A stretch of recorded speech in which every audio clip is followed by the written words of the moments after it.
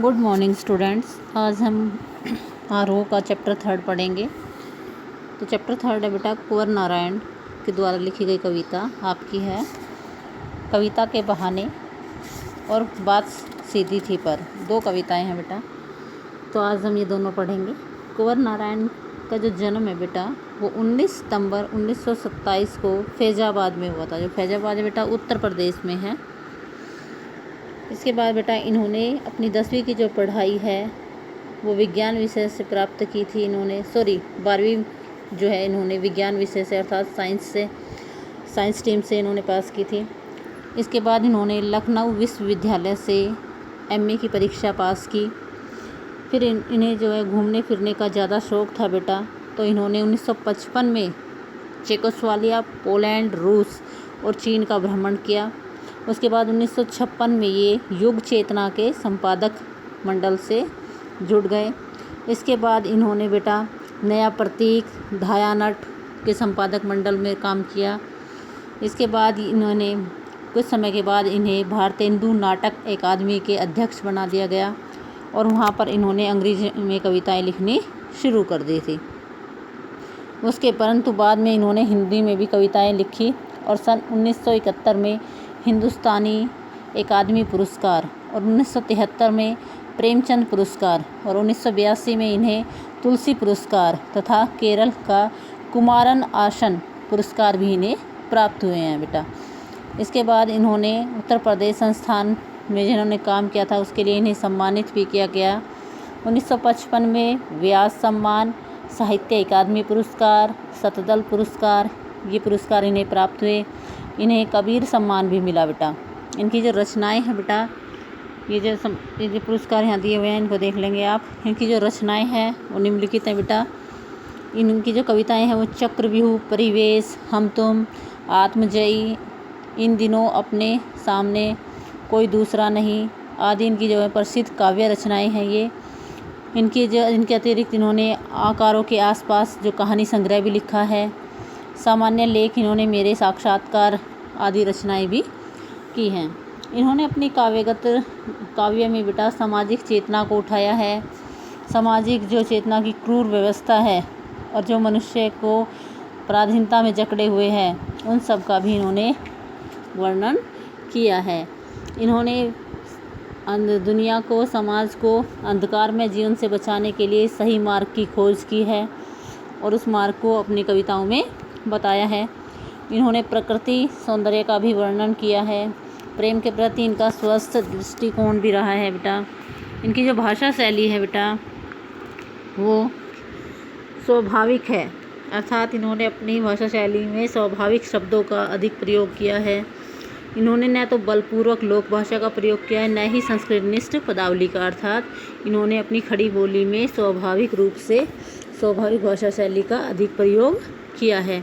इन्होंने सहज, सरल और भावानुकूल छंदों, बिंबों, प्रतीकों और अलंकारों का भी अत्यधिक प्रयोग किया है। इन्होंने अपनी कविताओं में अनुप्रास, उपमा, रूपक, उत्प्रेक्षा और मानवीकरण अलंकारों का बड़ा सुंदर प्रयोग किया है। तो इनकी जो कविता है उसको देखते हैं बेटा। कविता के बहाने इनकी जो कविता है बेटा कुंवर नारायण द्वारा जो रचित कविता है कविता के बहाने, ये जो कविता है बेटा ये एक छोटी सी कविता है जो कि कवि ने अपने काव्य संग्रह इन दिनों से संकलित है। कोई आपसे पूछे कि कविता के बहाने कविता कौन से काव्य संग्रह से संकलित है तो इन दिनों काव्य से यह संकलित हैं। इसके बाद बेटा जो ये कविता है देखिए,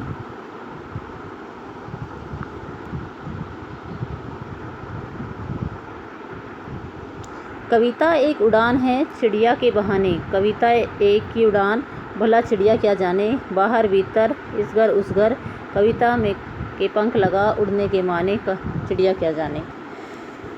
ये जो कविता है बेटा इसमें कवि ने अपनी कविता की शक्ति का वर्णन किया है। कवि का मानना है कि जो कविता होती है उसकी उड़ान असीमित होती है और जो चिड़िया होती है उसकी उड़ान सीमित होती है। कविता की उड़ान असीमित क्यों होती है? क्योंकि इसमें नए नए भाव, नए नए रंग, नए नए विचार उत्पन्न होते हैं बेटा। इससे कविता में कविता की उड़ान बड़ी ऊंची होती है अर्थात वह कविता के क्योंकि जो कविता होती है वो कवि की कल्पना पर आधारित होती है, तो कवि अपनी कल्पना के आधार पर कितनी भी ऊंची उड़ान भर सकता है। और लेकिन कविता चिड़िया की जो उड़ान होती है वो सीमित होती है, इसीलिए कवि ने कहा है कि कविता की उड़ान को चिड़िया नहीं समझ सकती। बाहर भीतर इस घर उस घर, कविता के पंख लगा उड़ने के माने चिड़िया क्या जाने। ठीक है, कवि कहता है कि जो कविता होती है वो बाहर और भीतर, बाहर होते हैं अर्थात कविता जो है वो समाज के दृश्यों का भी वर्णन करती है, और भीतर मतलब कविता घर परिवार की समस्याओं को भी उजागर करती है। तो जो कविता है वो बाहर भीतर दोनों जगह कविता जो है कल्पना के पंख लगाकर उड़ती है। लेकिन जो चिड़िया होती है वह उसकी उड़ान कैसी होती है, असीम होती है, अनंत नहीं होती है। जो कविता की उड़ान होती है वो अनंत होती है, असीम होती है। इसलिए कवि ने चिड़िया को उड़ने के लिए, इसीलिए कविता ने जो कवि ने कहा है कि जो चिड़िया है वो पंख लगाकर भी कविता के बराबर नहीं उड़ सकती, अर्थात उसकी उड़ान को पहचान नहीं सकती है, क्योंकि कविता की उड़ान कैसी होती है, असीमित होती है। वह कहीं भी किसी भी रूप में पहुंच सकती है, लेकिन चिड़िया वहाँ पर नहीं पहुंच सकती है। तो जो ये कविता है बेटा, इसमें कवि ने चिड़िया की उड़ान और अपनी कविता की उड़ान का बड़ा मनोहारी वर्णन किया है। इसके बाद इन्होंने चिड़िया क्या जाने, ये देखो ये है ना, चिड़िया क्या जाने, ये जो पंक्ति है इसमें इन्होंने प्रश्न अलंकार, कौन सा अलंकार, प्रश्न अलंकार का प्रयोग किया है। और कविता के पंख जो पंक्ति है इसमें इन्होंने रूपक अलंकार का प्रयोग किया है। बाहर भीतर इस घर उस घर, इसमें इन्होंने अनुप्रास अलंकार का प्रयोग किया है। तो बेटा ये भी आपको पता होना चाहिए कि कहाँ पे कौन से अलंकारों का प्रयोग किया गया है। तो ये आप जो आपकी व्याख्या आती है उसमें विशेष लिखते हो उसमें आप ये लिख सकते हो कि चिड़िया क्या जाने में प्रश्न अलंकार, कविता के पंख में रूपक अलंकार, बाहर भीतर इस घर उस घर में इन्होंने अनुप्रास अलंकार का सुंदर प्रयोग किया है। नेक्स्ट देखिए पद्यांश बेटा, देखिए कविता एक खिलना है फूलों के बहाने, कविता का खिलना भला फूल क्या जाने। कवि कहता है कि जो कविता है वो पुष्प की भांति खिलती है, अर्थात जैसे पुष्प खिलते हैं उसी प्रकार जो कविता है वो भी फूलों को देख करके पुष्पित होती है, खिलती है। फूलों के समान कविता में भी नए नए क्या भर जाते हैं, रंग भर जाते हैं। जैसे फूल खिलते हैं कोई लाल, गुलाबी, हरा, ठीक है, इस तरीके से जो फूल खिलते हैं उसी प्रकार से कविता में भी नए नए रंग भर जाते हैं। किसके, हमारे भाव के, उमंग के, उत्साह के जो रंग हैं वो कविताओं में भरे होते हैं। तो कविता का जो खिलना होता है वो असीम होता है, और जो फूलों का जो खिलना होता है वो बेटा ससीम होता है, सीमित होता है। क्योंकि जो फूल वो खिलते हैं एक बार खिल करके क्या करते हैं, अपनी सुगंध को चारों तरफ फैलाते हैं, और कुछ समय बाद वो मुरझा कर क्या हो जाते हैं, नष्ट हो जाते हैं। उसके बाद साथ साथ अपनी सुंदरता, उनकी जो सुंदरता होती है, जो सुगंध होती है वो भी समाप्त हो जाती है फूलों की। परंतु जो कविता की जो सुगंध और जो सुंदरता होती है वो कभी भी समाप्त नहीं होती। क्यों नहीं होती, क्योंकि वह न केवल घर के बाहर और भीतर अपनी सुगंध बल्कि कहाँ बखेर देते हैं, कहाँ फैलाते हैं, कि वो जो कविता होती है वो घर के बाहर भीतर इस घर उस घर अर्थात सभी स्थानों पर बिना मुरझाए, क्योंकि कविता के जो भाव होते हैं वो कभी भी मुरझाते नहीं हैं।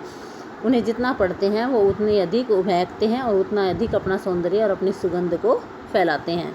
इसलिए कवि ने कहा है कि जो फूल हैं वो कविता की सुगंध को नहीं पहचान सकते, कविता के खिलने को नहीं पहचान सकते। क्यों नहीं पहचान सकते ठीक से, क्योंकि वह उनकी भावनाओं तक नहीं पहुंच पाते। फूल जो होते हैं वो सीमित समय के लिए खिल करके सुगंध फैला करके नष्ट हो जाते हैं, लेकिन कविता लोगों के दिलों में उमंग, उत्साह, नए नए भाव, नए नए रंग क्या करती हैं, उत्पन्न करती हैं, और अपनी सुगंध और सौंदर्य को अनंत काल तक बनाए रखती है। इसलिए फूलों को है कि वो उनकी महक को समझ नहीं सकते। कविता एक खेल है बच्चों के बहाने, बाहर भीतर यह घर वह घर सब घर कर एक कर देने के माने बच्चा ही जाने। कह रहे कि कवि ने जो है अपनी कविता को बच्चों की क्रीड़ा के समान बताया है। जो बच्चे जैसे क्रीड़ा करते हैं, खेल करते हैं, उसी प्रकार कविता द्वारा शब्दों से कविता में इस कवि ने शब्दों के द्वारा क्रीड़ा करवाई है। कैसे क्रीड़ा करवाई है? कवि कहता है कि कवि जो है अपने शब्दों के माध्यम से, कवि जो है वो अपने शब्दों के माध्यम से नए नए भाव और विचारों का खेल खेलता है। जैसे जिस प्रकार बच्चे कभी इस घर में खेलते हैं, कभी उस घर में खेलते हैं, कभी बाहर, कभी अंदर, ठीक है, तो वो क्या करते हैं, सभी घर को अपना एक मान लेते हैं, सभी के किसी को वो पराया नहीं मानते हैं। उनके मन में अपने पराये का कोई भाव नहीं होता है, वो सभी के साथ जुड़े हुए होते हैं। बच्चे जो समान रूप से बाहर और भीतर दोनों जगह खेलते हैं और सभी के साथ अपना जो रिश्ता है एक दूसरे से जोड़ते हैं। उसी प्रकार जो कविता है वह भी ऊंच नीच भेदभाव को नहीं मानती है। सभी व्यक्तियों के भावों को एक रूप से कवि जो है वो अपनी कविता में दर्शाता है। सभी लोग उसको एक समान भाव से पढ़ते हैं और एक समान उससे शिक्षा प्राप्त करते हैं। तो सभी लोग क्या हैं, उससे जुड़े हुए हैं। तो जो बच्चा है वही कविता के भाव को जान सकता है। बच्चा ही जाने, क्यों जान सकता है बच्चा? क्योंकि बच्चा भी एक दूसरे को क्या करता है, एक करता है, जोड़ता है, जोड़ने का प्रयास करता है। उसी प्रकार कवि भी अपनी कविता के माध्यम से द्वारा जोड़ने का प्रयास करता है। इसलिए कवि को बच्चे की क्रीड़ा के समान अपने शब्दों को बताया है, जिसको क्रीड़ा करवा करके, अपने शब्दों द्वारा क्रीड़ा करवा करके कवि क्या करता है, मनुष्य की सूक्ष्म भावनाओं का चित्रण करता है। इसमें बेटा जो ये पद्यांश है, इसमें संपूर्ण में ज़्यादा को इसकी छटा देखने को मिल रही है, अनुप्रास अलंकार की देखने को मिल रही है बेटा। इसमें इस पद्यांश में कवि ने अनुप्रास अलंकार का अधिक प्रयोग किया है। तो बेटा जो आपने ये कविता पढ़ी है इसको ध्यान से अच्छे से कर लेंगे, और कुछ समझ में ना आए तो आप ये मुझसे दोबारा पूछ सकते हो।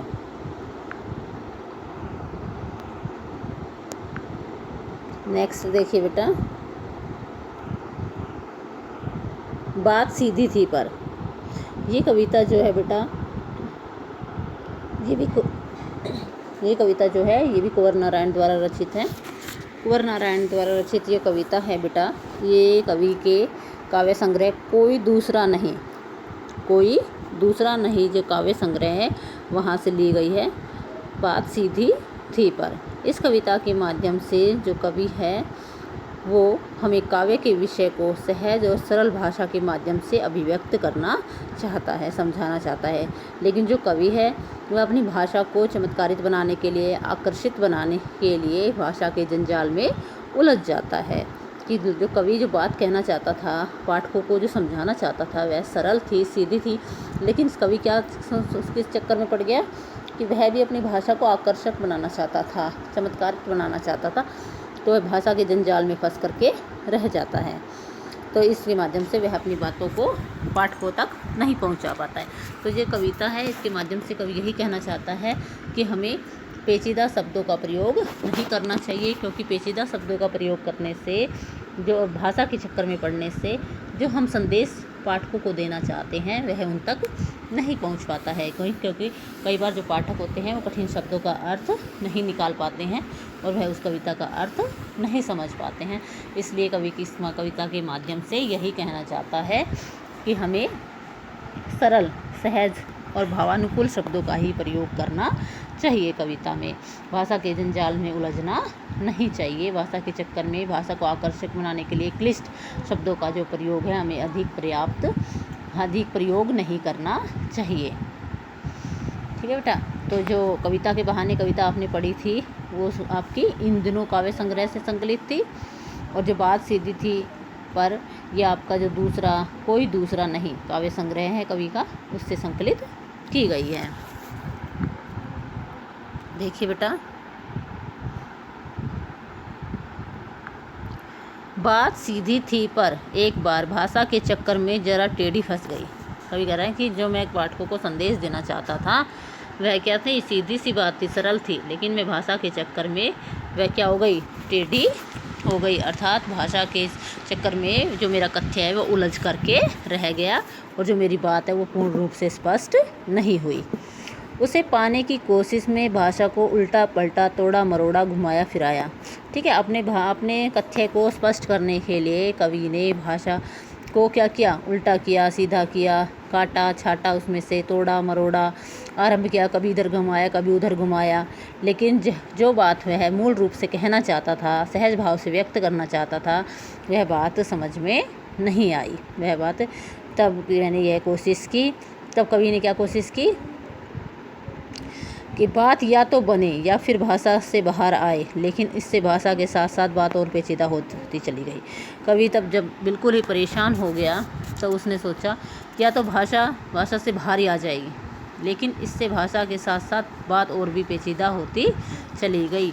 कवि के और कवि जो है अपने उलट फेर के चक्कर में जो कवि ने जटिल भाषा का जो प्रयोग किया था, उससे जो बात है वो और भी अधिक जटिल बन गई।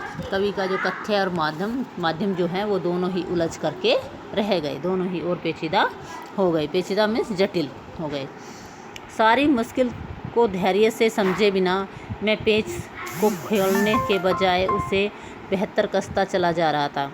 कवि कह रहा है कि मैंने धैर्य से कार्य नहीं किया, तो और क्या किया, सारी मुश्किल को धैर्य से समझे बिना, अर्थात कि कहाँ कौन सी कठिनाई आ रही है उसको समझे बिना मैं भाषा के पेच को खोलने की बजाय, अर्थात उसको सुलझाने की बजाय उसे और बेहतर कसता चला गया, अर्थात और भाषा के जंजाल में मैं फंसता हुआ चला गया, क्योंकि इस कर्तव्य पर मुझे साफ सुनाई दे रही थी तमाशबीनों की शाबाशी और वाह। क्योंकि कवि को लगता था यदि मैं जटिल शब्दों का प्रयोग करूंगा, आकर्षक शब्दों का प्रयोग करूंगा, तो मेरी जो है वो जो मेरा जो काव्य है वो अधिक लोकप्रिय होगा, और जो पाठक हैं वो क्या करेंगे, उसको सुन करके तालियां बजाएंगे। मेरे इस कार्य पर मुझे क्या साफ सुनाई दे रही थी, क्या सुनाई दे रही थी, तालियों की गड़गड़ाहट सुनाई दे रही थी, प्रशंसा दिखाई दे रही थी, लोगों की शाबाशी और वाहवाही सुनाई दे रही थी। इसलिए कवि जो है वो भाषा को सरल करने की बजाय और भाषा के जाल में उलझता हुआ चला गया। उसके बाद देखिए बेटा, आखिरकार वही हुआ जिसका मुझे डर था, जोर ज़बरदस्ती से बात की चूड़ी मर गई।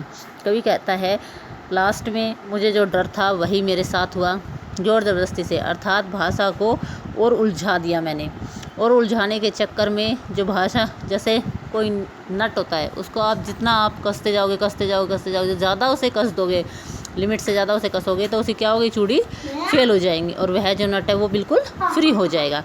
तो कवि भी यही कह रहा है कि भाषा को आकर्षक बनाने के लिए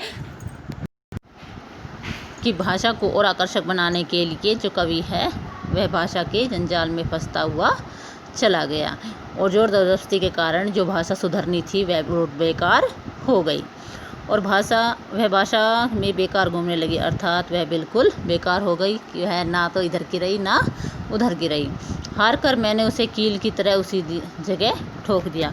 कवि कहता है कि मैंने हार करके लास्ट में बहुत ज़्यादा प्रयास किया अपनी बात को समझाने के लिए, लेकिन वह बात मुझे लोगों तक समझाने तक मैं नहीं समझा नहीं पाया। तो मैंने क्या किया, हार करके मैंने जो मेरी भाषा प्रभावहीन बन गई थी, उसको मैंने क्या किया, एक जगह वहीं पर छोड़ दिया, अर्थात जैसे कील से ठोकते ना कि अब कुछ नहीं हो रहा तो यहीं पर छोड़ दो, कवि ने भी उसे वहीं पर छोड़ दिया।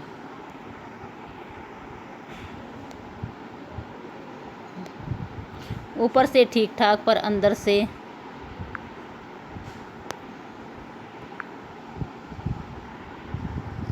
कवि कह रहा है बेटा, जो भाषा थी वो ऊपर से ठीक ठाक दिखाई दे रही थी, क्योंकि उसके अंदर जब पेज फ्री हो गया तो उसमें क्या कवि ने कील ठोक दी थी, तो ऊपर से तो ठीक ठाक दिखाई दे रही थी, लेकिन अंदर से ना तो उसमें कसाव था ना उसमें ताकत थी, अर्थात जो कविता थी वो प्रभावहीन हो गई थी, और ना तो लोगों को समझ में आ रही थी, और ना ही उसके कारण जो कवि का जो लक्ष्य था वह लोगों तक नहीं पहुंच पाया था, पाठकों तक नहीं पहुंच पाया था। तो उसमें जो कसाव थी और जो उसकी ताकत थी वो समाप्त हो गई थी। कवि की जो कविता थी वो चमत्कारी शब्दों के कारण क्या हो गए थे, प्रभावहीन हो गई थी, और वो जो कवि का जो कथ्य था वो भी कमज़ोर हो गया था। बात न तो एक शरारती बच्चे की तरह मुझसे खेल रही थी। कवि कह रहा है जो मेरी बात थी, जो मेरा कथ्य था, वह कविता के साथ क्रीड़ा कर रहा था, एक बच्चे की तरह मेरी कविता के साथ क्या कर रहा था, क्रीड़ा कर रहा था, कि तुम मुझ पर व्यर्थ में ही मेहनत कर रहे हो।